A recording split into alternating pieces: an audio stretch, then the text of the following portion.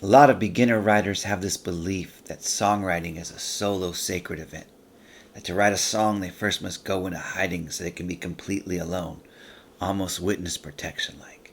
Maybe grab a pair of Groucho Marx sunglasses or wear a film noir detective hat and a gunslinger trench coat to avoid being recognized by anybody. The search for a small cave in a secluded cabin or a spot on a mountaintop that's only approachable by helicopter or a hot air balloon.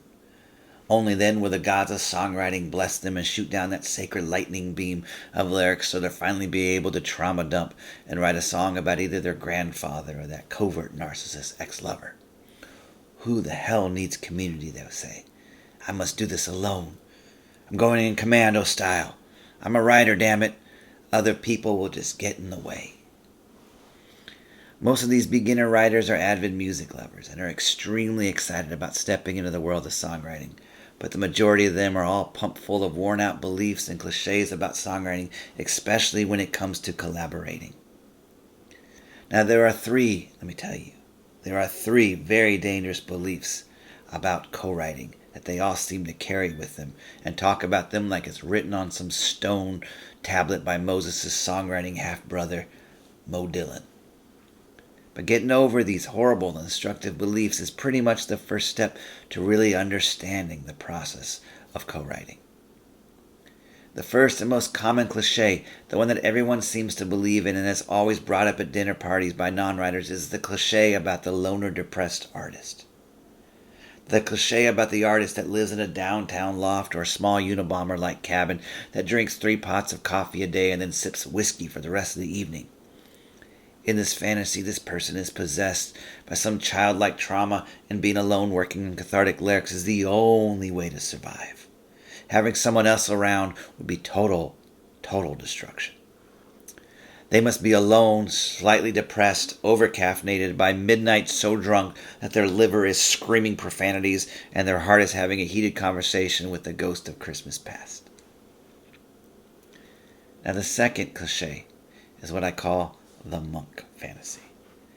The monk fantasy is based on the writer having an all-organic diet, a serious, strict meditation schedule, a pre-writing 2-day fasting, and negative energy cleansing ritual.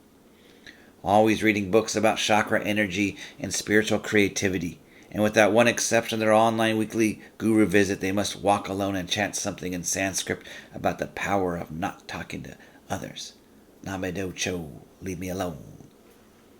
Having someone else around would be total spiritual destruction. Their third eye would vanish and all the candle flames would curl up like smoke, and the mystical gods of creativity will abandon them for a spiritually developed heart. Now the third, and the most dangerous cliche of all of them, the one that college freshman kids at open mics love to talk about, is the napkin fantasy. This is an extremely dangerous one. It's the belief in all the stories we hear about where songs were written in 5 minutes at some cafe in Nashville on a napkin. That a lightning bolt from the sky was shot down and luckily there were napkins available. The writer then grabbed the pen from the overworked waitstaff to write down the next country hit in 5 minutes, and then within 10 minutes they had Emmylou Harris on the phone agreeing to cover it. And all of this on a single napkin, almost ninja-like. And of course it was done all alone because someone else would just block the lightning bolts from heaven. And who the hell would want to share a napkin? And also the server needs their pen back. Someone has to work around here. All three of these beliefs are extremely common. Every time I talk with another songwriter and I ask them to show me some songs they've collaborated on, normally they're beyond excited to share and won't stop talking about how wonderful a writing session it was.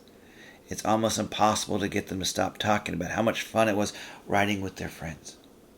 But the other times, when I ask the more sensitive writer, especially someone with their feet newly in the mud of songwriting, I get back one of these 3 mentioned worn out and overused cliches. Oh man, I'm a real writer. It will destroy my spirituality to work with someone else. I have to either be alone drunk in a cabin, or I have to sit for hours staring at a coffee grounds at a greasy spoon restaurant waiting for words to appear on my napkin. I'm a real writer, man. This co-writing stuff isn't real writing. It's for the birds.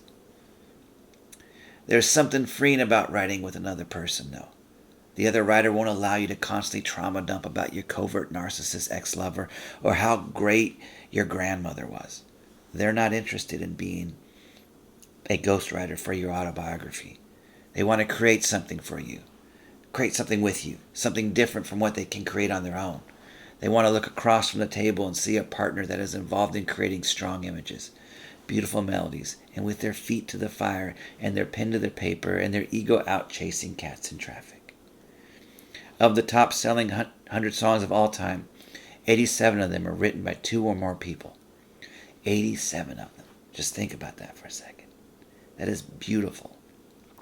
Artists working together, creating something that has both of their voices in it. That's just amazing.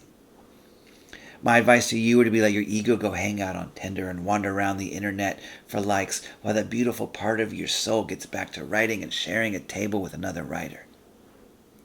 If co-writing worked well for Leonard Cohen, Taylor Swift, Marvin Gaye, Carole King, Bob Dylan, Tom Waits, and those Yellow Submarine guys, just imagine what it would do for you in your writing.